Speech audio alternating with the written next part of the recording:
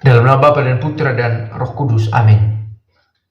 Bacaan dari Markus 12 ayat 35 sampai 37. Pada suatu kali ketika Yesus mengajar di Bait Allah, ia berkata, bagaimana ahli-ahli Taurat dapat mengatakan bahwa Mesias adalah anak Daud? Daud sendiri oleh pimpinan Roh Kudus berkata, Tuhan telah berfirman kepada Tuanku, duduklah di sebelah kananku sampai musuh-musuhmu kutaruh di bawah kakimu. Daud sendiri menyebut dia tuannya. Bagaimana mungkin ia anaknya pula? Orang banyak yang besar jumlahnya mendengarkan dia dengan penuh minat. Bapak, Ibu, saudara-saudari yang baik dimanapun berada, semoga dalam keadaan sehat, merasa ditemani Tuhan, tidak dalam kesepian sekalipun sendirian, mendapatkan kekuatan dalam perjalanan hidup sehari-hari, dan senantiasa memiliki ingatan untuk mengarahkan pandangan kepada Allah. Hari ini, dalam bacaan yang sangat singkat ini, ada satu penjelasan yang sangat penting tentang Yesus itu. Dibuat oleh Yesus sendiri ketika dia mengajar di Bait Allah. Ia mau menegaskan bahwa anak Mesias yang disebut sebagai anak Daud itu lebih dari sekedar status anak Daud. Karena Yesus mengutip salah satu kata-kata ini. Daud sendiri oleh pimpinan Roh Kudus berkata, Tuhan telah berfirman kepada Tuanku, duduklah di sebelah kananku sampai musuh-musuhmu kutaruh di bawah kakimu. Tuhan telah berfirman kepada Tuanku. Nah, lalu Yesus melanjutkan, Daud sendiri menyebut dia itu sebagai tuannya. Bagaimana mungkin dia itu anaknya? Kalau kita mau mengambil sesuatu yang bermakna masa kini untuk kita, siapa Yesus itu untuk kita? Kiranya kita pun bisa keluar dari hanya sekedar menyebut Yesus itu Mesias, anak Allah, dan kita sampai pada penggelaran yang benar-benar intim kepada kita. Saya menemukan satu refleksi tentang bacaan ini. Apa yang bisa kita ambil? Katanya, bacaan ini mengajak kita untuk bertanya, siapa Yesus itu untukku? Apakah dia itu anak Daud? Karena saya membaca kitab suci, maka saya menyebutnya anak Daud. Apakah dia itu saya kenal sebagai orang yang duduk di sebelah kanan Bapa? Apa artinya itu? Bukan sekedar manusia biasa. Anak Allah sendiri demikian dekat kepada Bapa. Dan mungkin ada jawaban lain yang kita masing-masing bisa berikan tentang refleksi kita tentang siapa Yesus itu untuk kita. Nah, untuk sampai pada jawaban itu menarik untuk saya kalimat terakhir ini.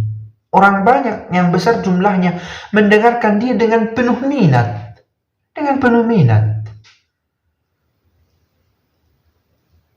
Minat ini apakah ditumbuhkan atau datang dari kedalaman hati? Atau karena kesadaran akan pentingnya mengenal Allah, maka ada minat. Sekarang kita tidak mengerti dengan baik bagaimana minat ini muncul di dalam hati.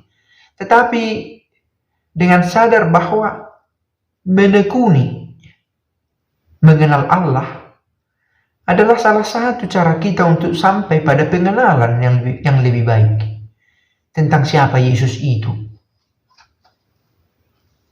Untuk lebih merasa memiliki dan lebih mengenal dia. Dalam video terakhir sebelumnya di channel sebelah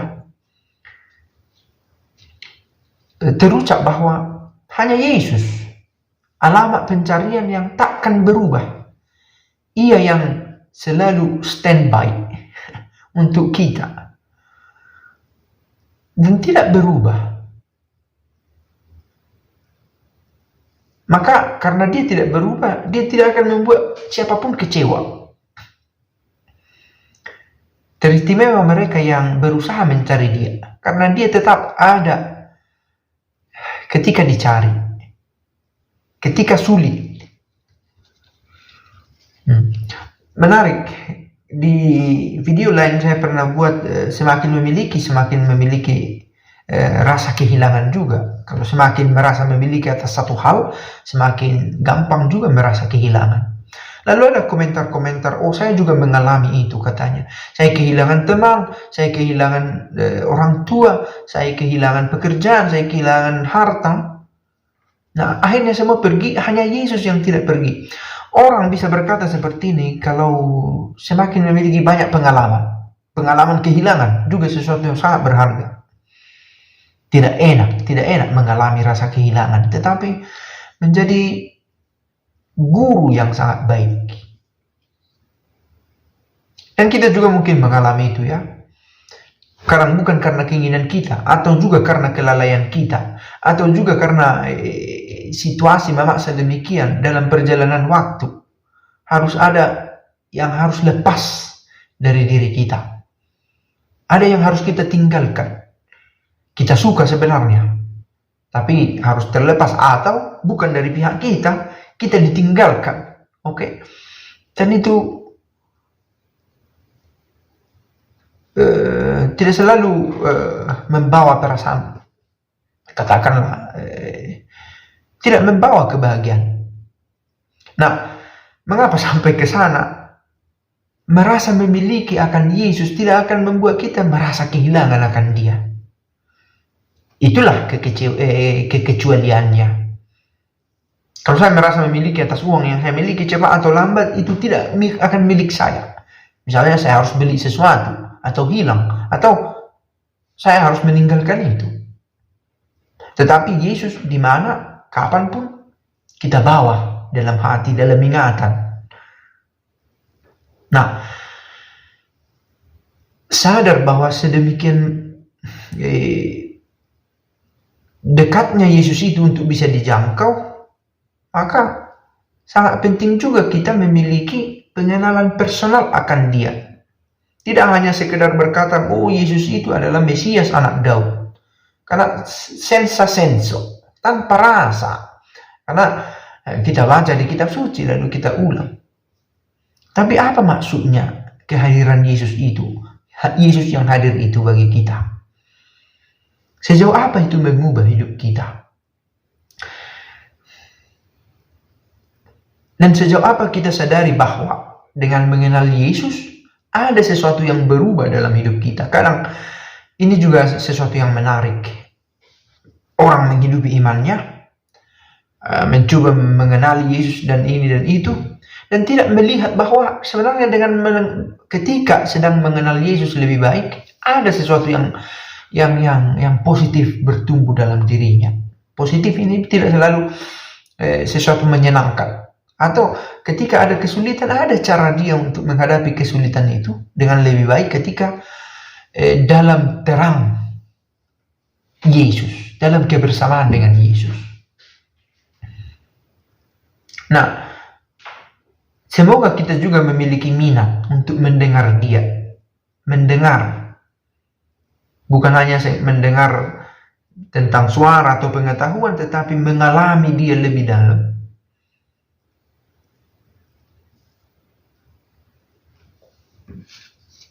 Dan benar kita memiliki hubungan personal dengan Dia.